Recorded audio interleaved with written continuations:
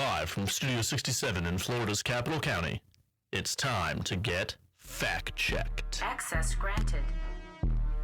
Good morning, good people of Florida. It is Associate Director of Public Policy Peter Abeo and Deputy Jeff Scala here for your Week 8 fact check. We are excited. We're supposedly almost to the finish line, but not too sure. We're hearing a lot of things as to how everything is going to land. But first on the conversation, first on the program, towards the beginning of this week, we had the tax package in Senate approps. Yeah, this is the second chance that the Senate got to review the tax package. I know we went through it in depth on our last program and in our legislative bulletin. You know where to find the info. But this was another chance for the Senate to make some revisions before they get to the floor. And the House, on their bill on 7031, has now sent that over to the Senate.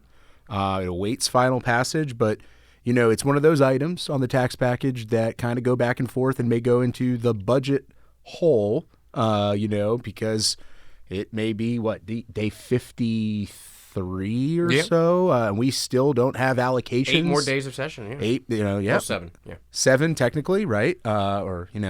Days of the week, they really only have 6, today and then the 5 next week. But, we don't have allocations yet for the budget. So the tax package goes along with the budget. They're looking at the corporate piggyback changes and all those things and trying to identify those numbers. But we don't have allocations. There's still a lot of differences. I mean, the speaker came out midweek in a press gaggle, and he said that there's some major differences, and he's really not sure how it's going to fit into this last 6-7 days. And it shows because the House went home yesterday on Thursday to come back on Monday. No budget conference. So no budget conference this weekend. So they either have to do it all Monday and Tuesday to end on time or extend. There's the cool-off period, right? There's the 72-hour cool-off period, so it looks like we may be going to extra time or an extension, or a special session. It all remains to be seen on the tax package or the budget. So it's second year in a row that we're not going to be dropping the hanky by day 60. Yeah, an unprecedented sessions. All right, Jeff, let's move on to the last Rules Committee. And the last committee meeting. It always is. The House finishes up early, but then the Senate has that last meeting of rules. And the last one for Senator Pasadomo. Yeah, and she definitely left her mark as chair of the committee. Of course, we were watching the sovereign immunity bill. There were some changes to the the liability caps on sovereign immunity. They moved up to $350,000 per incident. Per claim, and $500,000 per incident. FAC did oppose it along with other members of the coalition, but they are still lower. We just don't know what's going to happen with property tax and all of the impacts to our budgets. So we'll see what happens there down the stretch with sovereign immunity. What was interesting, sorry to interrupt you, but they did ask what the plan was with regards to negotiations with the House, to which the sponsor said he's still trying to work that out. Obviously, Jeff, could you say that the Senate version is a more comfortable spot? It is, but it isn't. It's one of those where the changes, they're felt not only by local governments, but the public hospitals, the schools, and the state. So, there are a lot of players here. Yeah, a lot remains to be seen. Left out of that conversation. They do. They're kind of in the background there. But, in rules, we also had the local government spending bill, which is now the local government finances bill because it picked up, some changes on impact fees. But it did go through a major overhaul. We put in a lot of work to get that into a better posture. What this bill now has are new reporting requirements for your budget.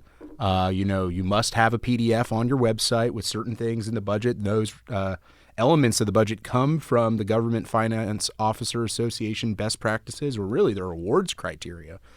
Some really good changes in that bill. You will have to create a budget calendar if you don't do that already, and do some salary reporting.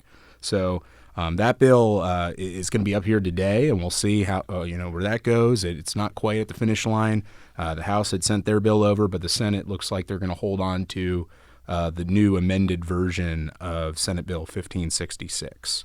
Now, I will say, Jeff, I mean, I've only been here now 13 months, and with this bill, I mean, I've been in awe the way that you've been able to work with the legislature, with the Senate sponsor, and really, really working to, find a framework that works, and that we are for transparency. We are for making sure that information is known. So I'd like to thank you. Thank you, Peter. And really, that's a testament to Senator DeSegli, too. He's been shepherding a number of priorities for local governments this year, especially on the Senate Bill 180 fix, and that, through Senate Bill 840. We have to work those relationships and, have advocates on both sides. So both sides of the chambers, both sides of the aisle, that stand, represent local government, and their people back home. But I think the main event. Well, no, I was gonna say the main event of rules was Blue Ribbon. It was the first bill up on Tuesday, and I think we spent about an hour and a half in questions and in debate, on Blue Ribbon. These, and now that it has the 15,000 acre designation, quite the jump, right? Because it's very few. I mean, you could, first of all, 10,000 is few, 15,000 is even fewer. So, right, and I think there was a lot of hesitancy from some of the rural county senators, and it showed in the vote. The vote got out 12-10. With a that few, is close. That is the really closest close. I've seen. There was a few people missing that day. There were certainly some people on both sides who may have voted one way, didn't really feel that comfortable, and it kind of teed up what happened, yesterday on the floor with the bill being temporarily postponed. As of this recording, it's still on third reading. So it's something that we're still monitoring, and the House hasn't moved its bill. Actually, the House doesn't have Blue Ribbon on its special order calendar, which they only have one left for Monday. So really, it only after day 55, there's new rules in the House, and the House only does its special orders.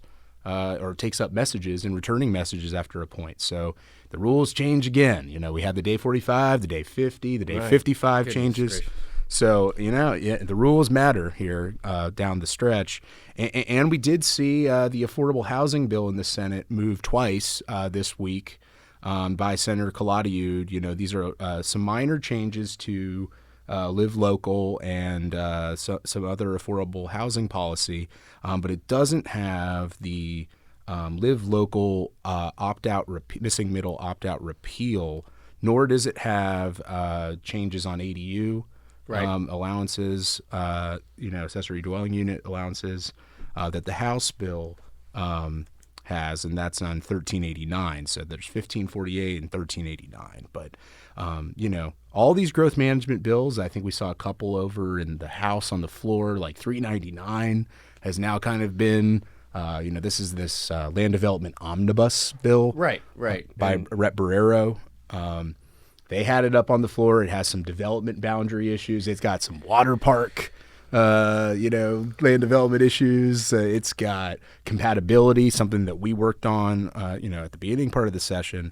And earlier this week, we even sent out, an action alert, and this is something on all boundaries. Right. Last week in rules, and for 399 and Senate Companion 208, last week in rules, Senator McClain's SB 208, Senator Martin filed a late-filed amendment and withdrew that amendment, which really revamped the whole rural boundary system that is in place across the state of Florida. I mean, we have Orange County, for example, that had the public vote by referendum to establish a rural boundary Seminole County's had theirs for over 20 years. Correct. And so, these boundaries serve to contain urban sprawl or to conserve rural Florida. Or protect the Everglades, like Miami-Dade's urban development boundary. Correct. And that's essentially where, 399 is that it's trying to move the line, move the goalposts. So, there's this debate whether we build up or we build horizontally. And while one might be cheaper or more feasible than the other, the Everglades is the sacred part of Florida, and we are watching it closely. We are hearing it's amendment season, right? Yeah. Like, we're probably checking our phones twice a minute, right, just to see what could be filed on some of these bills. Seeing if these amendments or zombie amendments come back. We continue to spread the information on this issue because, again, they're on the floor, and sometimes you can't get to a senator or House member once they're on the floor, and you have to be able to it's a whole different kind of lobbying. Yeah, send smoke signals. Send they don't think we can bring the pigeons in to send those signals in. Right. So I did want to mention too. With this whole property tax conversation, that you've been working so hard. If a property owner contests that boundary to a local government, it's an automatic trigger for compensation. For a taking, yeah. And the difference between low and high density, this is all in the vacuum of the property tax conversation, so it is quite concerning. And ultimately, that's taxpayer dollars. So, where do the funds for something like that really come from? It's a major assault. Right. And as we go down, we got 8 days left. There are bills that are getting across the finish line. I saw qualified contractors yesterday. Right. That's House Bill 927 passed. And 1138 in the Senate. Right. They have to do that little substitute thing. Lay right. down, right, Peter?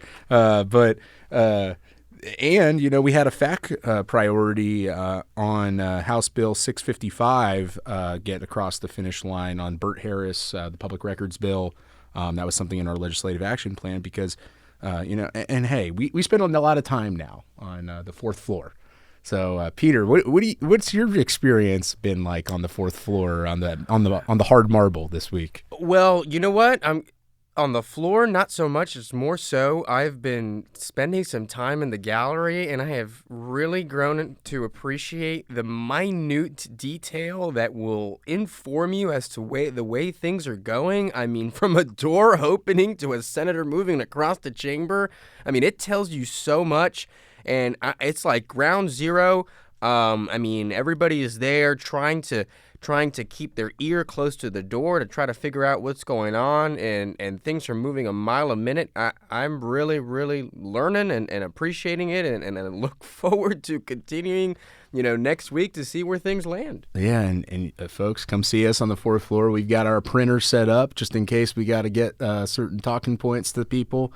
We've got, we have to have snacks because we had to, sometimes we don't have time. Yeah, we have to take shifts. This is you cannot leave the floor or the gallery sometimes because of somebody just walked into that room. Ooh, got to see who they talking to. We got to go walk over there. And that detail will matter whether you are able to get to that certain member or not. That's right. Because they're not going to come out and let you know that this or that the other is happening. So you just got to be proactive. Yep. So as we go down this last week, I thought we were all anticipating being in the office this weekend for budget conference, but I guess we'll be back on Monday. Yeah. For the final stretch and. All right. Yeah. Well, Jeff, closing out week 8, week 9's coming around the corner. We look forward to, reviewing the final steps of session. Yeah. And we'll be doing our last podcast. It'll be Thursday late night, the eve of Sine Die. So. There you go. Sine Die. And thank you all for listening. Hope you have a wonderful weekend.